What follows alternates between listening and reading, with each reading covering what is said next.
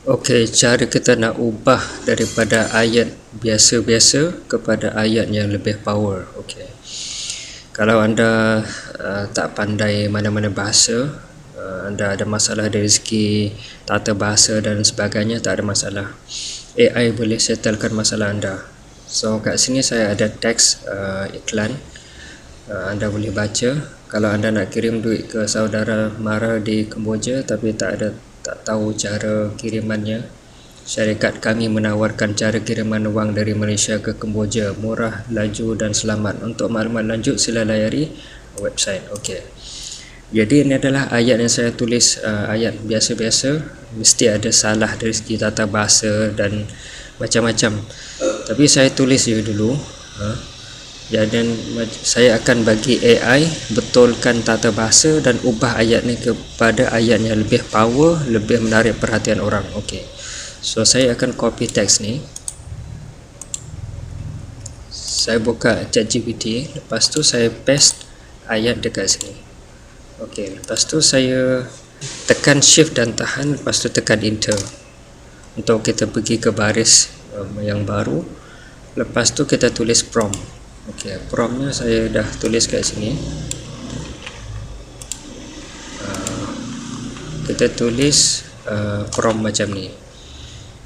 Ini contoh je. Okey, anda boleh tulis prompt ikut cita rasa anda. Okey, saya type sila betulkan tata bahasa Malaysia di atas ini dan ubah jadi ayat lebih power, short story dan menarik perhatian orang untuk menekan link. Lepas tu saya tekan dekat send prompt ni. Jadi ChatGPT akan mengkaji ayat yang di atas, lepas tu dia akan ikut arahan yang kita type tadi. Okey, anda lihat di sini, ini lebih power. Pernah rasa susah nak kirim duit kepada keluarga atau saudara mara di Kemboja? Jangan risau, kami menyediakan perkhidmatan kiriman wang dari Malaysia ke Kemboja yang murah, pantas dan selamat.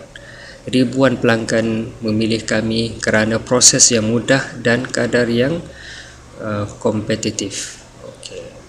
Lepas tu ketahui cara membuat kiriman anda hari ini di so nampak tak ayat ni lebih formal, lebih menarik, lebih power, jauh beza daripada ayat yang saya karang tadi. Jadi kalau saya dah decide untuk memilih ayat ini, saya akan tekanlah kat sini. Tekan sini, copy, lepas tu paste dekat email ke, paste dekat WhatsApp ke dan hantar kepada kawan. Okey. Kalau anda tak setuju, rasa nak tambah ke apa-apa kat sini, boleh type lagi, bagi arahan yang kedua. Contohnya tolong padam ini ataupun tambah ayat ni, tambah tu, kita boleh bagi je arahan.